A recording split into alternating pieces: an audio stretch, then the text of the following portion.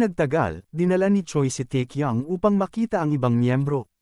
Nang sila ay papunta na sa kinaroroonan ng kanilang guild, ay agad napabilib ang ating bida sa mga matataas na building na nakatayo. At siya rin ay namangha tungkol sa distrito kung saan nakakalat ang mga nangungunang 100 guild at siya ay sumigaw na nagsabi na Terra na, wika rin niya na dumating na ang oras para mamuhay siya ng marangyang buhay bilang hunter. Ilang sandali, siya ay dinala ni Choi sa isang lumang gusali na nakatayo. Dito siya ay nagtanong habang tinuturo kay Choi kung bakit mayroon itong luma at sirang gusali na nakatayo dito. Sumagot naman agad si Choi sa kanya na ang gusaling yun ay ang kanilang guild house. Sa puntong yun, nag-isip si Taekyung na kahit nasa kagalang-galang na distrito ito, mayroon pa rin talagang mga mukhang basurang gusali na nakatayo dito. Kaya nagwika ito sa kanyang sarili kung hindi man lang ba naghanap ng mas magandang gusali si Choi dito. Habang sa kanyang likod ay nagtatanong si Choi sa kanyang tagasilbi kung magkano niya nabili ang lugar na ito. Dito ay sinabi ng kanyang tagasilbi na nabili niya ang gusaling ito sa halagang $2 milyong. Sa puntong yun, ang ating bida ay biglang nagkaroon ng sigla sa kanyang mga mata at nagwika sa kanyang isip na sa katunayan, dapat siya ay maging masaya sa katotohanang nakarating ito sa lugar na ito, dahil karamihan sa mga guild ay hindi magkakaroon ng ganitong pagkakataon. Kaya't mabilis itong lumingon sa kanyang leader at nakipagkamayan ito sa kanya. Dito ay kanyang sinabi na siya ay walang pakialam kung ang guild house nila ay isang maliit na tindahan o isang lumang gusali. At siya ay nangangako na ibibigay nito ang lahat ng kanyang makakaya. Kaagad naman tumugon si Choi sa kanya na siya ay magpapasalamat sa kanya kung gagawin niya ito. Ilang sandali, lumipat ang pansin ng tatlo sa nahulog nitong signage ng kanilang gusali. Kaagad naman nagsalita si Choi na mas gaganda pa ang lugar na ito kung medyo maipaayos ito. Kasabay rin ito ang paglabas ng isang lalaki sa gusali, kung saan nagsasabi ito na ang ikalawang beses na bumagsak ito sa kinalalagyan. At ang lalaking lumabas sa gusali ay si Mr. Rough Guy, ang kaibigan ni Taekyung. Kaagad naman na tinawag ni Taekyung ang kanyang pansin. Dito ay kinamusta siya ni Hyukjun o kilala bilang si Mr. Rough Guy, at sinabi nito na narinig niya na naging C-rank na si Taekyung. Natinugunan naman ng oo at tinanong ni Taekyung kung bakit siya naparito. Siya ay tumawa kay Taekyung na nagsasabi kung ano ang kanyang ibig sabihin, kaya siya ay nagtanong dito kung mali ba para sa kanya na manatili ang kanyang guild member sa loob ng kanilang guild house. Sa oras na yon, kinuwento nito ang nangyari sa kanya pagkatapos nila makalabas sa loob ng dungeon na kanilang pinasukan ni Taekyung. Sa kanyang pagsasalaysay, sinambit nito na habang siya ay nagpapagaling sa ospital. Dumating si Lloyd Choi at tinanong siya kung gusto pa rin ba niyang sumali sa kanyang guild. Kaya sa oras na yon, hindi na niya hinayaan na ulitin ang pagsasabi ni Choi sa kanya at agad nitong tinanggap ang kanyang imbitasyon ng walang pag-alinlangan. Dito ay ipinahayag sa kanya ni Choi ang rason kung bakit ito inimbita uli sa kanyang guild, dahil alam nito na siya ay mapagkakatiwalaan. Kaagad naman nagtanong ang ating bida sa kanya kung kakasali lang ba nito sa kanilang guild. Nagsalita rin si Hyukjun na bata man sa paningin nila si Leader Choi. Pero alam niyang mabuti siyang tao, pati na rin ang kanyang tagasilbi na si Mr. Kim. Kaya tinanong ng ating bida kung nagawa niya din ba makita ang ibang miyembro ng kanilang guild. At dito ay kanyang sinambit rin sa kanila na siguro hindi na sila binubuo ng 4 na miyembro ngayon sa guild na ito. Dito ay kanyang sinabi na mayroon ng ibang mga bagong miyembro ang kanilang guild, nang marinig ito ni Taekyung siya ay masaya na nagsabi na siya ay nagagalak na marinig ito. Ilang sandali, napansin ni Hyukjun ang isa nilang miyembro na paparating. Dito ay tinawag ni Hyukjun ang babae na Miss Song at ipinahayag sa babae na mayroon silang bagong recruit na miyembro. Kaya ang ating bida ay tumitig sa babae nilang kasamahan. Dito ay mayroon siyang dala na kanyang pinamalengkeng pagkain. At binati ang kanilang mga kasamahan na hindi nito inasahan na sila ay naging maaga ngayon. Kasabay nito, sinambit rin ni Hyukjun sa ating bida na kabilang si Miss Song, ay 5 sila sa kabuuan na miyembro ng guild. Dito ay tinanong ni Choi kung bakit pa siya bumili ng ganito karami, sapagkat nag-reserve na ito ng lugar na kanilang makainan. Ngunit sinambit ng babae na ang mahal ng mga pagkain doon kaya mas mabuti na lang daw na sila ay magluto dito. Kasabay nito sinalubong din siya ni Hyukjun at nagagalak sa mga dinala nitong mga inumin at pagkain. Kaya napagtanto ng ating bida na sila ay binubuo lamang ng 5 miyembro. Di nagtagal, ng gabing yon, nagdaos ang kanilang sobrang liit na guild ng isang welcome party para kay Taekyung, at may ilang bagay rin siyang natutunan mula sa kanilang kainan. Una, si Miss Song ang tanging babae at ang tanging healer ng kanilang guild. Pangalawa, sa kanyang gulat, ang master ng kanilang guild ay ang tagasilbi ni Choi na si Kim Hwa-jong. At bago siya nagretiro, siya ay isang kilalang high-level magician na aktibo noong panahon ng dakilang digmaan. Siya pa rin ay may makabuluhang kapangyarihan, kasabay nito niluluto nito ang pagkain gamit ang kanyang mahika. At ang pangatlo na kanyang natutunan, na ang numerong 1 na guild ay ang Legendary Ares Guild, ang pinakamalakas na guild na sumikat noong panahon ng dakilang digmaan. Kung saan sila Butler Kim, Leader Choi, at Miss Song ay mga natatangi pa sa mga natatangi, dahil dati silang mga miyembro ng Ares Guild. Pagkatapos, ang lahat ng mga miyembro ng guild ay nagbigay ng isang cheers para sa kanilang pagsasama. At sa wakas, ang araw pagkatapos ng welcome party ay magiging unang raid ng Peace Guild. Sa puntong yon, iniabot ni Choi ang isang tablet kay Taekyung. Dito ay kanyang sinambit na isa itong enchanted tablet na pinapagana ng mahika na gawa sa mineral na bato ng C-rank.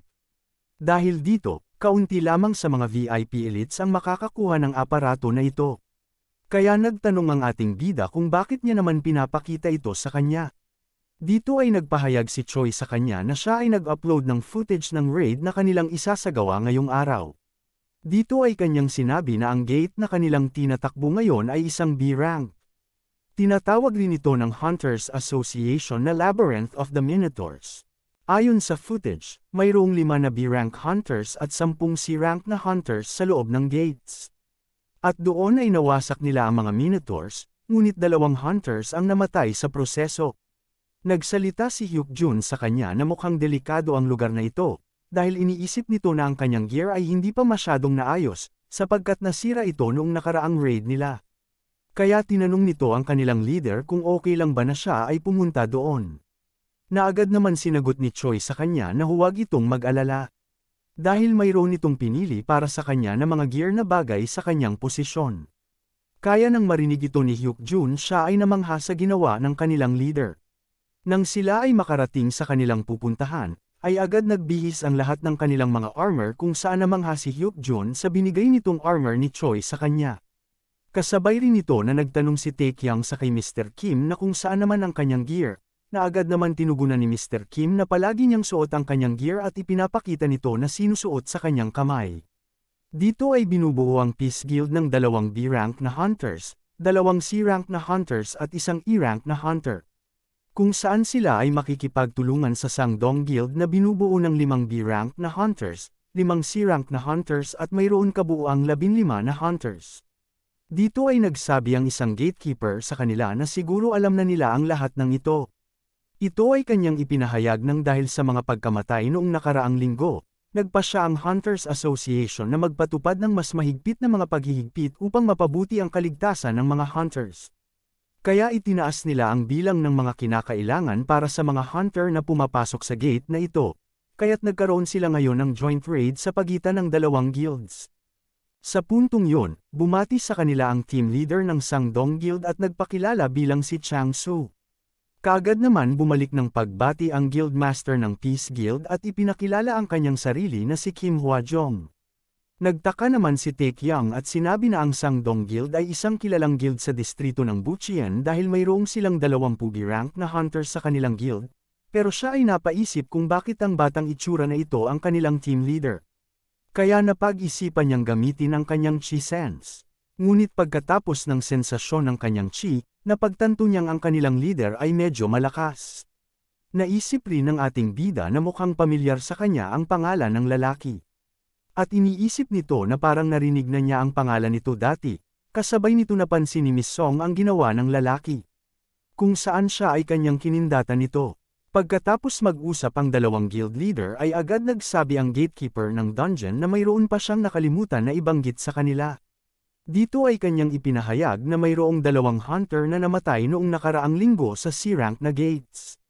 Siya ay nagwika na dahil mayroon silang kasamahan na E-rank hunter na kasalukuyan na sa posisyon ng tank, ay agad nitong pinasiguro sa kanila kung hindi ba ito magdudulot ng komplikasyon.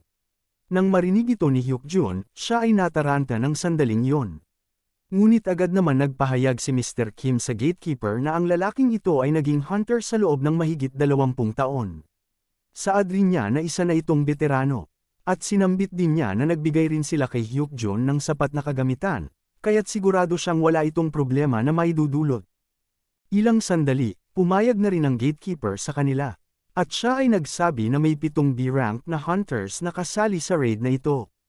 Kaya't siya ay sigurado na walang magiging problema dito.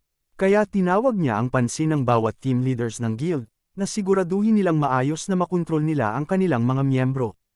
Pagkatapos, kaagad niyang sinabi sa lahat na maaari na silang pumasok ngayon sa gates ng Labyrinth of the Minotaurs. Nang sila ay pumasok sa loob ay agad nakita nila ang isang maliwanag na ilaw. Dito ay sinabi naman ni Taekyang sa kanyang isip na mukhang napakalaki ng B-rank na gates. Di nagtagal, nag-alerto ang sistema sa kanyang harapan, kung saan ipinahayag nito na siya ay pumasok na sa Labyrinth of the Minotaurs. At ang kanyang quest sa pag-clear ng B-rank na gates ay nagsisimula na. Habang abala ang iba nitong kasamahan sa pag-check ng kanilang mga gears at pag-uusap, ay ginamit ni Taekyang ang sistema upang tingnan ang kanyang quest. Dito ay sinabi sa sistema na sa unang pagkakataon ng kanyang buhay, siya ay nakapasok sa B-rank na gate. At kapag matagumpay niyang nalinis ang gate na ito, siya ay magkakaroon ng bonus na gantimpala para sa unang pagkakataong pagkakumpleto nito. Kaya't napaisip ang ating bida na ang quest na ito ay hindi na rin masama. Habang tinitingnan ni Taekyang ang kanyang quest, biglang lumapit ang team leader ng Sangdong Guild sa kanya at siya ay kanyang tinanong kung ano ang kanyang ginagawa sa gilid. Dito ay kanyang tinanong ang bida kung siya ba si Jang Taekyang ng Peace Guild. Sa puntong yun, tinaman ng ating bida ang kanyang pangalan at sinambit sa kanya na ito ay Jin Taekyang. Ngunit ang leader ng Sangdong ay nang tukso sa kanya at inulit ang kanyang pagsambit na Mr. Jang Taekyang. Sa puntong yon, iniisip ni Taekyang kung ano ba ang problema ng lalaking ito, kung siya ba ay bingi sapagkat mali ang pagbigkas nito sa kanyang pangalan. Pero ito ay ayos na rin sapagkat ngayong araw na lamang sila magkikita dalawa. Dito ay kanyang tinanong sa lalaki kung mayroon ba itong kailangan mula sa kanya. Nang siya ay makalapit sa ating bida, agad nitong tinuro ang kanyang suot na damit kung ito ba ay isang Black Drake armor na set. Sa puntong yon, agad napansin ni Choi ang paglapit ng kabilang leader kay Taekyang. Kung saan nakita nito na silang dalawa ay nag-uusap. Ilang sandali pa, umalis ang lalaki sa harapan ni Taekyang. Kaya't siya ay kanyang nilapitan upang tanungin ito kung kilala ba niya ang taong yon. Sumagot ang ating bida sa kanya na hindi niya kilala ang lalaki at bigla lamang ito lumapit sa kanya upang makipag-usap. Dahil dito, tinanong siya muli ni Choi kung siya ba ay sigurado na hindi ito nagtatangkang mag-scout sa kanya. Nakaagad naman na tinugunan ng ating bida na hindi, sapagkat sa tingin ni Taekyang na isa rin siyang uri ng lalaki na nabibighani sa mga kagamitan katulad ni Choi. Dahil sinambit nito na ang lalaki ay tila interesado sa kanyang suot at tinanong rin ito kung saan niya nabili ang ganitong gear. Nang sandaling yon, tumitig si Choi sa lalaki at iniisip na tila mayroong mali sa lalaking yon. At iniisip din niya na ang kanyang kasuotan ay isang limited edition at isa sa mahirap na hanapin. Sa kabilang banda, tinanong ng kasamahan ni Changso kung bakit siya nakipag-usap sa lalaki kanina. Dito ay kanyang sinabi na ito'y kanyang naisip lamang na makipag-usap sa kanya dahil sa sinuot nitong armor. Kaya tinanong ng lalaki si Changso kung sinabi ba sa kanya ng lalaking iyon na siya ang nagmamay-ari ng gear na iyon. Dito ay kanyang sinabi sa kasamahan niya na siya ay gumamit ng kanyang utak at tinawag nitong tanga. Sinambit nito na ang katulad ni Taekyang na si rank na hunter ay walang kakayahan na magkaroon ng ganoong set. Sumang-ayon naman ang lalaki sa naging pahayag ng kanyang leader at sinambit nito na malamang nagbabayad ito ng malaking interest para sa kanyang pagrenta sa ginamit na kasuotan nito. Dito ay ipinahayag ng leader sa kanya na walang nagbibigay ng halaga dito at kanyang minaliit si Taekyang, at sinabi nito na malamang ginagawa niya lamang ito upang makasurvive sa loob ng gates.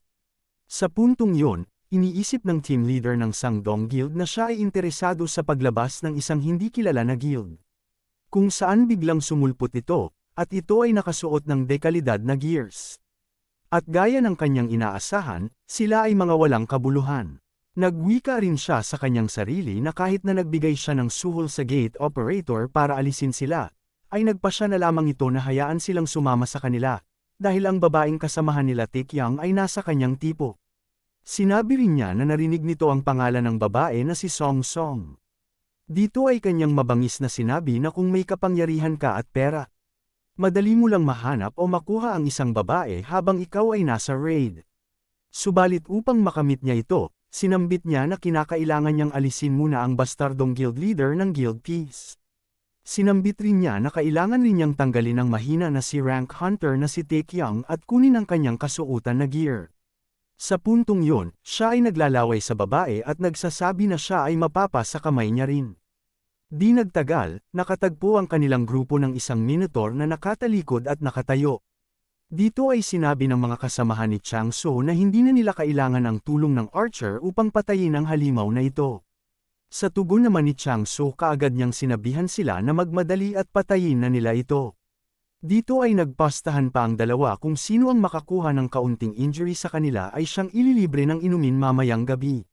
Nang bigla, napansin ng lalaki ang paglabas ng isa pang minotaur sa may lagusan. Dito ay kanyang sinabi na tila mayroon ng dalawang minotaur ngayon. Nagpahayag rin ang isa nitong kasamahan na ang isang lumabas na bagong minotaur ay mas maliit kaysa sa una. Kaya sinambit nito na kaya nilang patayin ito dahil mukhang mahina naman ang mga ito. Binara naman ito ng kanilang isang kasama na huwag silang magpanggap na matibay. Nang bigla, ang isa nitong kasamahan ay may napansin sa ibaba. Dito ay nakita nila ang biglaan na paglitaw ng iba pang mga minotaur sa may lagusan. Kaya nagwika sa kanyang sarili ang leader ng kabilang panig na mayroon na ngayong 8 minotaur ang lumabas. Sa kabilang banda, tinanong naman ni Choi ang pananaw ni Taekyang sa kanilang nakita. Dito ay ipinahayag ng ating bida na hindi rin siya sigurado, pero sa tingin nito ay magiging mahirap para sa 4 na tao na harapin ang 8 minotaur. Dahil dito, humingi si Choi ng kanyang sariling opinyon dito. Kaya sa puntong yon nagwika ang ating bida sa kanyang sarili na ang mga minotaur ay mga B-rank na halimaw. At ang kanilang antas ay nasa pagitan ng kalagitnaan hanggang huling bahagi ng 50s. At sa kanyang tingin, magkatumbas iyon ng isang first-rate na warrior. Iniisip rin niya na kung ito ay nasa mundo ng Miriam, malamang ang pakikipaglaban sa kanila ay tiyak na magiging mahirap. Gayunpaman, tumingin ang ating bida sa kanyang armor set kung saan napagtanto nito na ang kanyang kasuotan ay nasa pinakamataas na antas. Dahil sa hindi nito pagsagot sa katanungan ni Choi, ang mukha ng kanyang leader ay lumapit na nakatitig sa kanyang harapan. Sa puntong yon, mabilis na sumagot ang ating bida sa kanyang katanungan tungkol sa hinihingi nitong opinyon sa kanya, at dito kanyang sinagot na siya ay hindi rin sigurado dito. Sinambit ni Choi sa kanya na karamihan sa mga hunters na nasa ranggo ng C-rank ay hindi kailanman magbibigay ng ganoong uri ng sagot. Wika rin niya na diretsyo nilang tatanggihan o hindi papansinin ang simpleng posibilidad ng tanong na tinanong nito sa kanya. Dagdag pa niya na palagi nitong nararamdaman na tila siya ay mayroong kakaibang pagkatao. Subalit sumagot naman ang ating bida at ipinahayag sa kanya na hindi naman ito ang kanyang punto na ibig ipahiwatig.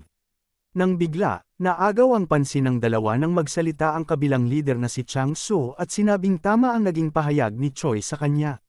Sinabi rin niya na habang naririnig nito magsalita si Taekyang siya ay lalo pa nagiging nakakatuwa. Sinambit rin niya na hindi niya maiwasang hindi marinig ang kanilang pinag-uusapan dahil medyo nakakatawa ito. Kaya wika niya na wag sana nila itong isipan ng masama. Ilang sandali, lumapit si Changsu sa kanilang dalawa.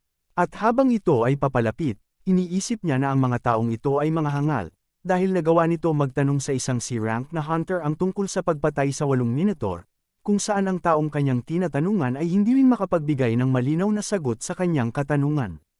Dahil dito, iniisip rin niya na mukhang magiging magandang pagkakataon nito para alisin silang dalawa.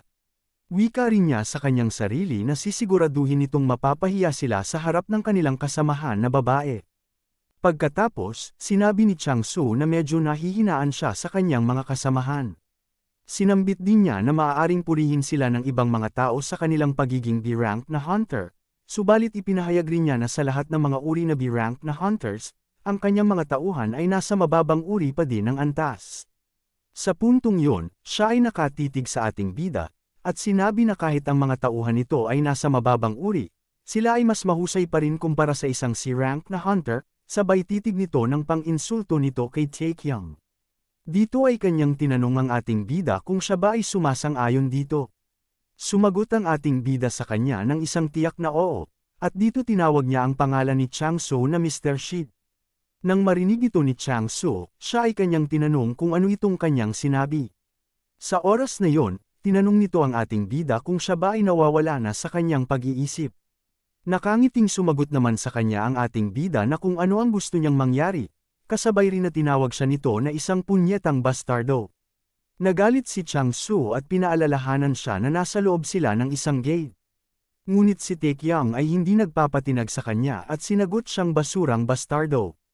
Sa puntong yon, sumiklab pa ang galit ni Chang-so sa kanya, at siya ay kanyang binyantaan na kung talagang nagmamalasakit si Taekyang sa kanyang buhay, ay mas mabuti na tumahimik na siya ngayon din. Pero si Taekyang ay nakangiti lamang sa kanya at hindi natatakot. Dito ay kanyang sinabi na kung isa ba itong banta, dahil siya ngayon ay nanginginig na sa takot. Tinawag rin niya si Chang-so na isang ginoong basura.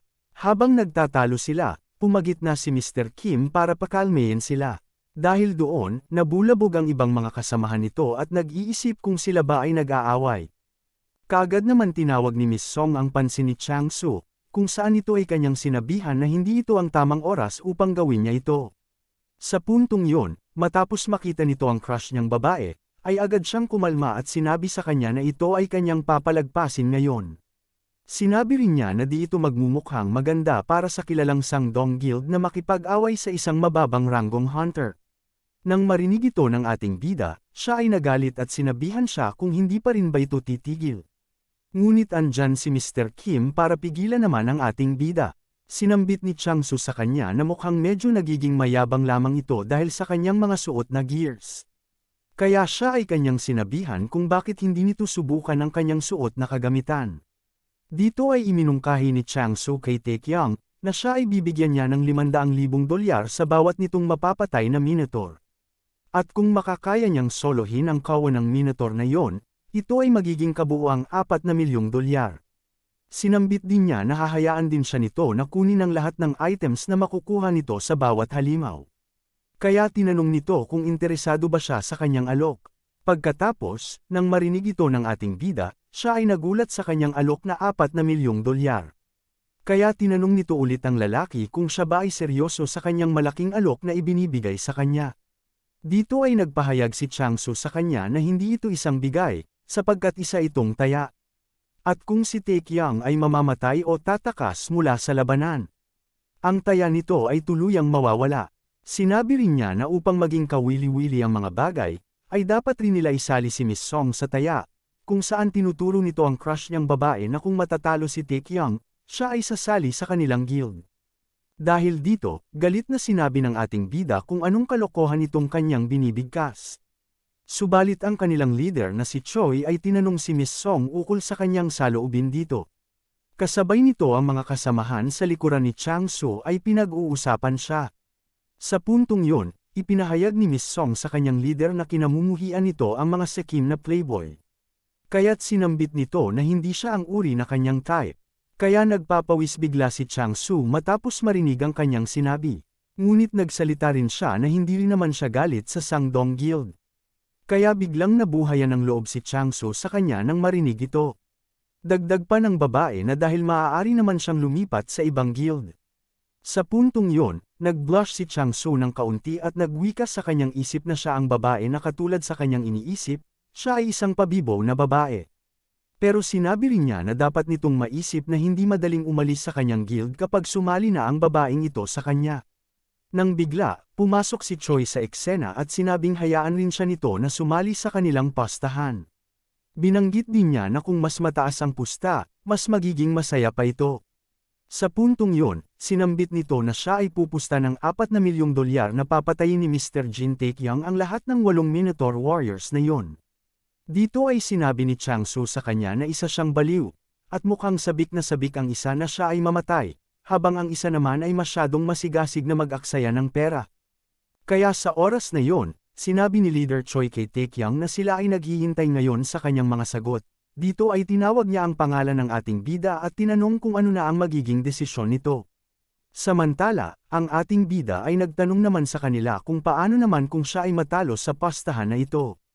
Sa isang positibong pananaw ni Choi, dito ay kanyang sinagot ang ating bida na siya ay mananalo. Kaya sa oras na yon, mariing sinabi ng ating bida na siya ay pumapayag na ngayon sa kanilang pastahan. Nang makita ni Hyukjun ang sitwasyon ng kanyang kaibigan, ay agad nitong inisip na tila parang nababaliw na si Taekyung. Sapagkat ang isang C-rank na hunter na tulad ni Taekyung ay kailangan kalabanin ng 8 B-rank na mga halimaw. Dahil dito, siya ay nag-isip na mukhang ang kasakiman sa pera ay nagpadilim sa paghatol ni na Mr. Kim at ni Leader Choi. Kaya siya ay nabibwisit sa mga pangkat ng Sangdong Guild kung saan tinawag niya itong mga gago. Habang ito ay tumatakbo upang pigilan si Taekyung, nagwika ito sa kanyang sarili na mas kailangan nilang pahalagahan ang kanilang buhay, kaysa naman ipagsapalaran ito para sa kaunting pera. Wika pa nito na kailangan niya silang pigilan. Nang siya ay makalapit sa kinaroroonan nila, siya ay nagtaka sapagkat wala na si Taekyung sa kanyang kinatatayuan. Pagkatapos, tumingin ito sa baba kung saan napansin nito na nasa baba na pala si Taekyung, kaya siya ay nagtataka kung kailan pa nakapunta si Taekyung doon sa baba. Iniisip rin niya ang masamang kahihinatnan ng kanyang kaibigan. Sa puntong yon, kaagad napansin ng isang Minotaur si Taekyung. Kung saan ang ating bida ay tumatakbo papunta sa mga halimaw, dito ay kanyang binigkas na ito ang kanyang kauna-unahang pagkakataon na humarap sa mga katulad nitong hayop na halimaw. Kasabay rin ito ang sumusugod sa kanya na Minotaur Warrior. Ilang sandali pa, hiniwa ni Taekyung ang katawan ng isang pasugod na Minotaur, kung saan nahati nito sa dalawa ang katawan ng halimaw. Dahil dito, laking gulat ni Hyukjun na masaksihan ang ganitong kaganapan, kasabay rin ito ang tatlong kasamahan ni Taekyung ay napahanga rin sa kanyang ginawa. Sa kabilang banda naman ang mga pangkat ng Sangdong Guild ay labis na nagulat sa mga pangyayari at kakayahang ginawa ni Taekyung. Tumayo si Taekyung na nakangiti at hindi man lang pinawisan. Dito ay sinabi ng ating bida na hindi ito kasing hirap ng kanyang inakala.